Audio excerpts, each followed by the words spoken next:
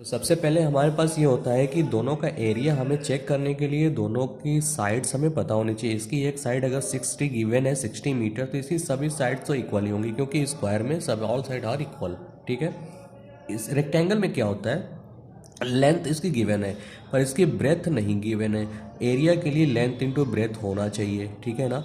तो इसमें ब्रेथ नहीं है, तो हम क्या करेंगे, दोनों के पेरीमीटर से हम पहले एक का जिसकी सेकंड साइड नहीं हमें पता है वो हम फाइंड कर लेते हैं। तो हमको ये पता है कि perimeter of rectangle equal to perimeter of square. Clear.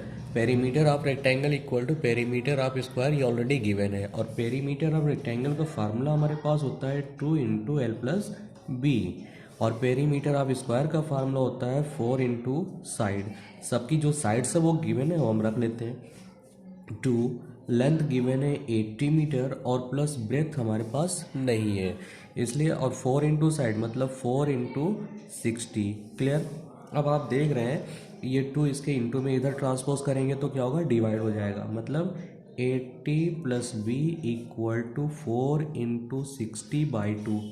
2 से हम कैंसिल कर सकते हैं, ये 2 वन ज़ा 2, 2 टू ज़ा 4, तो ये हो गया 80 plus B equal to 6 two ज़ा 12, 120। B equal to 120 minus 80, B equal to 40 meter. ये ब्रेथ फाइंड हो गई, मतलब ये हो गई आपकी 40 मीटर। ठीक है। अब हमें ये बताना है कि दोनों में से किसका एरिया ज़्यादा है। पहले का हमें दोनों साइड्स गिवन है, दूसरे की हमने दोनों साइड्स हमारे पास आ गई। ठीक है। अब दोनों का एरिया हम फाइंड कर लेते हैं। Area of square equal to होता है side into side. Area of square side into side, इसकी साइड कितनी 60 इंटू 60, मतलब 6 6 36, 3600 meter square area of square हो गया। अब सेकंड है area of rectangle. Area of rectangle का फार्मूला होता है एल इंटू बी।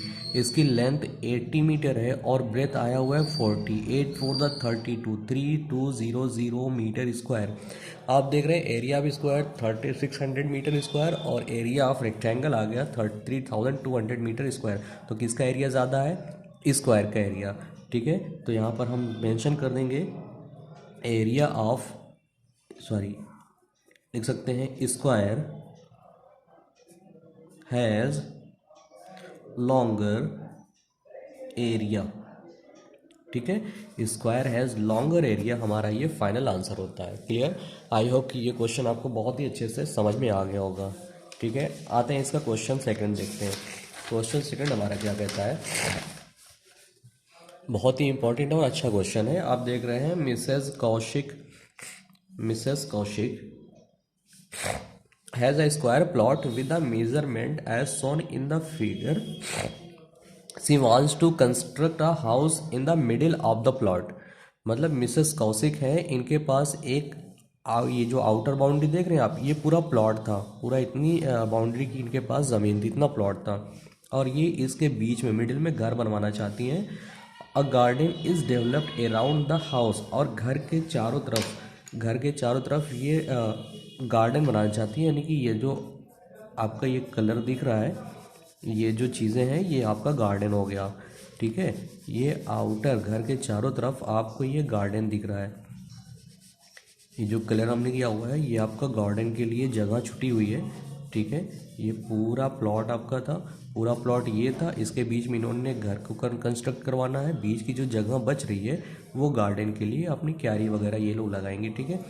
अब उसके बाद क्या है कि find the cost of developing a garden around the house at the rate of 55 पर मीटर स्क्वायर। ठीक है। हमें ये बताना है कि गार्डन बनाने में, जो गार्डनिंग बनाने में खर्च आएगा वो टोटल कितना हो सकता है, जबकि 1 मीटर स्क्वायर का 55 पर मीटर स्क्वायर यूज़ हो लग रहा है, खर्च आ रहा है। तो सबसे पहले हमें गार्डन का एरिया फाइंड करना होगा ना, और गार्डन का एरिया फाइंड करने के लिए हम क्या करेंगे, आउटर प्लॉट माइनस इनर, यही तो करेंगे। मतलब आउटर बाउंड्री से इनर को माइनस कर लेंगे, जो बचेगा यही तो होगा। यहाँ पर एक लाइन में डायरेक्ट कर सकते हैं area of garden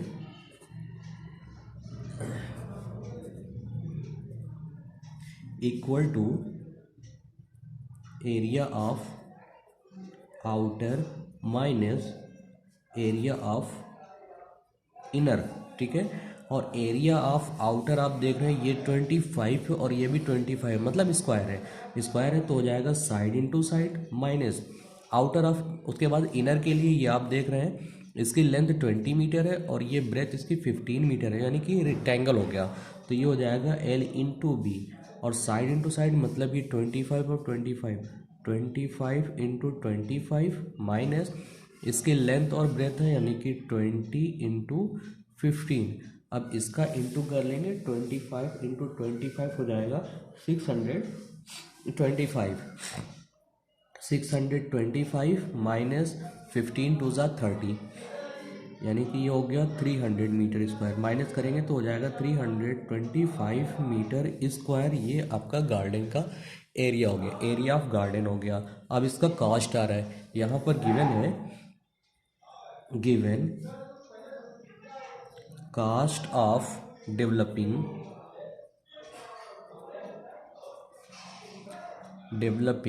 a garden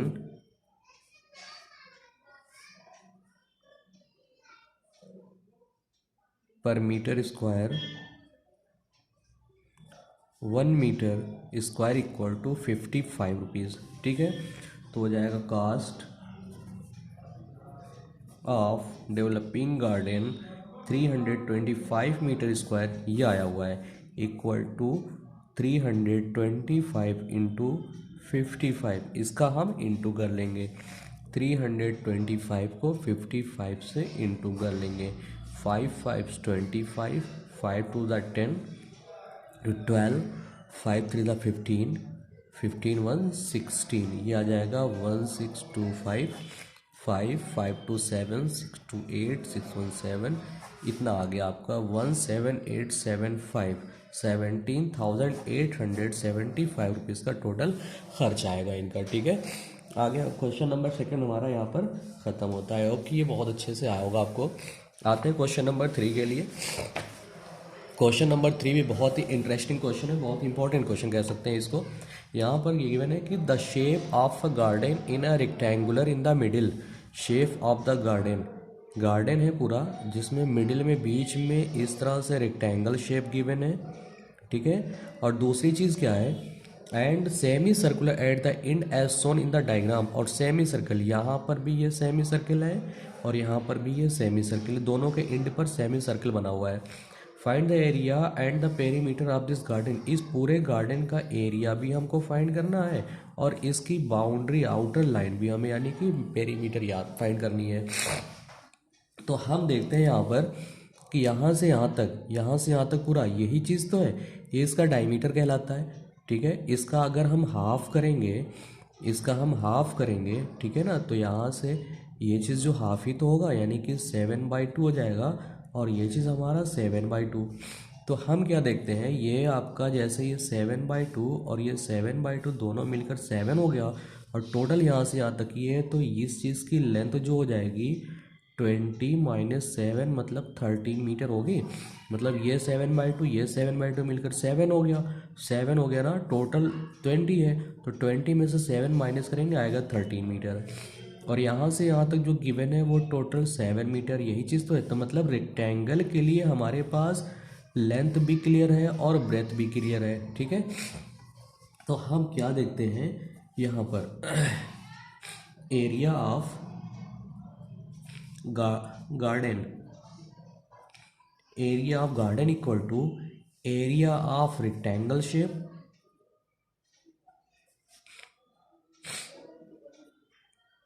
rectangular shape plus, क्योंकि टोटल का एरिया हमें फाइंड करना है ना, अभी तो ये इनर का हुआ, एरिया ऑफ रेक्टेंगुलर शेप हुआ सिर्फ इतना, ये चीज़ आपका एरिया ऑफ रेक्टेंगुलर शेप हो गया प्लस, और ये आपका सेमी सर्किल हाफ है, सेमी सर्किल हाफ है, plus area of 2 semi circle, area of 2 semi circle, और एरिया ऑफ रेक्टेंगुलर शेप होता है L into B plus area of 2 semi circle, semi circle का एरिया का फार्मूला होता है 2 into 1/2 into pi r square. ठीक है, तो आप देख रहे हैं 2 से 2 कैंसिल हो गया। अब आप ये देख रहे हैं कि एल इंटू बी इसका क्या है, एल जो है वो 13 है और बी 7 है, यानी कि 13 into 7 plus pi r square 22/7 into 7/2 into 7/2। ठीक है, क्योंकि इसकी जो रेडियस होगी वो 7/2, पूरा डायमीटर 7 है और रेडियस हो जाएगी 7/2। क्लियर, उस कैंसिल हो रहा है, 7 से 7 कैंसिल हो रहा है और 2 से ये 11 हो गया। आ गया 13 7 का इंटू करेंगे 91 प्लस ये हो जाएगा 77/2, कैंसिल कर लेते हैं तो हो जाएगा ये, सॉरी ये 91 होगा, कैंसिल कर लेते हैं। 2 3 ज़ा 6, 2 7 ज़ा 2 3 ज़ा 6, 2 8 ज़ा 16.5 यानी कि 19, और ये हो जाएगा 91 प्लस 38.5 ऐड कर लेंगे 0.5819 और 9 3 12 129.5 मीटर स्क्वायर, ये हो गया। क्लियर, अब हमें क्या करना है, पेरीमीटर फाइंड करना है। Perimeter of garden, perimeter of garden के लिए हम देख रहे हैं कि यहाँ पर जो हमारा डायग्राम गिवन है ये सर्कुलर है और ये हाफ सर्कुलर है, मतलब सेमी सर्किल, ये सेमी सर्किल ये, तो हो जाएगा सरकमफ्रेंस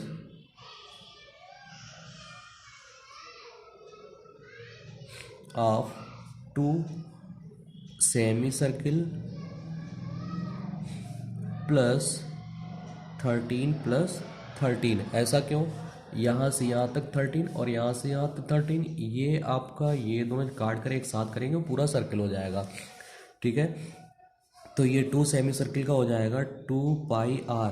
ठीक है, और प्लस 26, 2 पाई आर के लिए 2 इंटू 22/7 इंटू 7/2 प्लस 26, और 7 से 7 कैंसिल, 2 से 2 कैंसिल, ये हो गया आपका 22 प्लस 26 ऐड कर लेंगे तो हो जाएगा हमारा 6 2 8 2 2 4 48 मीटर। इसका जो पेरीमीटर होगा वो 48 मीटर होगा। क्लियर, आई होप कि ये भी आपको अच्छे से समझ में आ गया होगा। अब आते हैं क्वेश्चन नंबर 4 के लिए। क्वेश्चन नंबर 4 भी कुछ इसी तरह से ही होगा, देखते हैं। क्वेश्चन नंबर 4 है, a flooring tile has a shape of parallelogram whose base is 24 centimetre and corresponding height is 10 centimetre. मतलब एक टाइल्स हमारी है जो कुछ इस तरह से है, पैरेललोग्राम शेप में है, ऐसी टाइल्स है। ठीक है, और इसको क्या है, एक फ्लोर है, छत है पूरा, या फिर कह सकते हैं फ्लोर आपका ज़मीन है, इस पर हमें लगानी है। जबकि ये इसका बेस गिवन है, बेस जो है वो 24 सेंटीमीटर और इसकी करस्पॉन्डिंग हाइट जो गिवन है वो 10 सेंटीमीटर गिवन है। और जबकि ये जो फ्लोर है इसका एरिया दे रखा है 1080 मीटर स्क्वायर, ये मीटर में है और ये सेंटीमीटर में। अगर हम इसको मीटर में, दोनों की यूनिट सेम होनी चाहिए, सेम नहीं तो सेम हम कर लेंगे। इसका जब भी हम बेस लिखेंगे तो बेस हो जाएगा 24/100 मीटर, यानी कि 0.24 मीटर हो गया। और इसकी जो हाइट है वो क्या है, 10/100 मीटर, मतलब कैंसिल हो गई तो हो जाएगा ये 0.1 मीटर। क्लियर, ये हमारा आ गया दोनों की मेजरमेंट, यानी कि बेस और हाइट। इसका हम एरिया फाइंड कर सकते हैं। क्लियर है, तो हो जाएगा area of tile. Area of tile क्या होगा, बेस इनटू हाइट, क्योंकि ये आपके रेक्टेंगल पैरेललोग्राम शेप में है। इसका बेस है 0.24 और हाइट है 0.1, मल्टीप्लाई करेंगे तो हो जाएगा 0.024 मीटर स्क्वायर। क्लियर, अब आप देख रहे हैं तो हमें क्या है कि इसमें कितनी टाइल्स लग रही है जिसमें इसका एरिया गिवन है। तो यहाँ पर रिक्वायर्ड टाइल्स क्या होगी, area of floor upon area of tile. ठीक है। फ्लोर के एरिया को टाइल के एरिया से डिवाइड करेंगे। एरिया ऑफ फ्लोर गिवन है 1080 और ये आया हुआ है 0.024। यहाँ आप देख रहे हैं दो 3 डिजिट के बाद डेसिमल, ये डेसिमल जैसे ही कैंसिल करेंगे यहाँ पर 1230 लग जाएंगे। ठीक है, आ गया 108000 अपॉन 24, कैंसिल करेंगे तो 2 से कैंसिल होगा 12 से कर सकते हैं। 12 टू ज़ा 24, 12 नाइन ज़ा 108, बाकी 401234 ये कैंसिल होगा। 2 4 ज़ा 8, 2 5 ज़ा 10, 000 मतलब हो गया 45,000 टाइल्स। क्लियर, इतनी टाइल्स यहाँ पर यूज़ होगी। उस पूरे जो फ्लोर होगा उसमें जो रिक्वायर्ड टाइल्स होगी वो 45,000 टाइल्स होगी। आई होप कि ये भी आपको क्लियर आ गया होगा। अब आते हैं इस चैप्टर का क्वेश्चन नंबर 5 जो कि लास्ट क्वेश्चन है। क्वेश्चन नंबर 5 हमारा क्या है, लास्ट क्वेश्चन है। और लास्ट क्वेश्चन में कुछ अलग अलग तरह से फिगर्स भी गिवन है, जैसा कि दिया हुआ है। An ant is moving around a few food pieces at different shapes attached or scratched on the floor. For which food piece would the ant have to take a longer round? Remember, circumference of a circle can be obtained by using the operation expression c equal to 2 pi r। c का मतलब हो गया circumference of circle, where r is radius of the circle। तो पहला इसमें कुछ इस तरह से डायग्राम गिवन है, ये गिवन है ऐसा, और जिसमें गिवन है कि ये 2.8 मीटर यहाँ से यहाँ तक है, सॉरी सेंटीमीटर यहाँ से यहाँ तक, मतलब ये सर्किल का पूरा डायमीटर दिया हुआ है। इसका रेडियस हो जाएगा 2.8/2 मतलब 1.4 सेंटीमीटर। तो इसका हम पेरीमीटर फाइंड कर सकते हैं, मतलब एंड जो होगी वो यहाँ से यहाँ तक जा सकती है, फिर राउंड की हुई है यहाँ से यहाँ तक, तो कितना चली है वो, कितना मतलब डिस्टेंस कवर की है, तो पेरीमीटर ही तो होगा। पेरीमीटर ऑफ डायग्राम, और डायग्राम कैसा दिया हुआ है, सेमी सर्किल। सेमी सर्किल का पेरीमीटर क्या होता है, पाई आर प्लस डी। पाई की वैल्यू 22/7, आर की वैल्यू है 1.4 इंटू डी जो दिया हुआ है वो 2.8। अब 7 से कैंसिल कर सकते हैं, ये प्लस है ये हो गया 0.2। ठीक है, तो 22 टू द 44 यानी कि 4.4 प्लस 2.8 ऐड हो जाएगा, 4 और 8 12, 4 to 6 17.2 सेंटीमीटर, इतना राउंड ये चलेगी। क्लियर, इसका सेकंड भी गिवन है।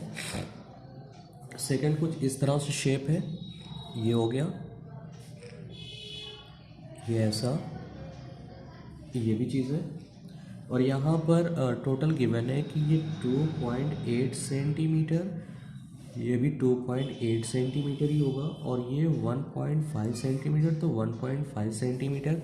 तो इसका जो पेरीमीटर होगा, पेरीमीटर जो इसका होगा, तो इसका हम क्या करेंगे, इसका सरकमफ्रेंस होगा, यानी कि सरकमफ्रेंस ऑफ सेमी सर्किल के लिए पाई आर प्लस डी होता था, तो इसमें डी हम ये वाला यहाँ भी कर सकते हैं ना, तो वही चीज़ हो जाएगा पाई आर प्लस डी। अगर ये वाला हम यहाँ करते हैं यहाँ पर, तो फिर यहाँ नहीं ऐड करेंगे, और अगर यहाँ पर नहीं लेते हैं तो ये चीज़ डी ना होकर सिर्फ पाई आर ही रहेगा, और प्लस 1.5 प्लस 1.5 और प्लस 2.8, तो ये हो जाएगा पाई की वैल्यू 22/7, आर की वैल्यू हो जाएगी 1.4 प्लस 1.5 प्लस 1.5 प्लस 2.8, 7 2 ज़ा 14, 0.2 यानी कि हो गया 4.4 प्लस ये हो जाएगा आपका 3 प्लस 2.8, ऐड कर लेंगे, 8 और 4 12 के 2 क्या है 1 हो जाएगा, 2 3 5 5 4 9 1 10 10.2 सेंटीमीटर की डिस्टेंस इसमें कवर करेगी। एक लास्ट और इसका जो कि क्वेश्चन नंबर 3 है वो भी इसी तरह से है, एंड कुछ इस तरह से यहाँ से ऐसे राउंड करती है, फिर इस तरफ जाती है और फिर इस तरफ जाती है। ठीक है, और सबकी डिस्टेंस गिवन है, ये 2 सेंटीमीटर, ये भी 2 सेंटीमीटर, और यहाँ से यहाँ तक की जो डिस्टेंस है वो 2.8 सेंटीमीटर। मतलब अगर हम ये देखते हैं, ये तो पूरा डायमीटर हो गया, तो इसका जो रेडियस होगा वो 1.4 सेंटीमीटर होगा।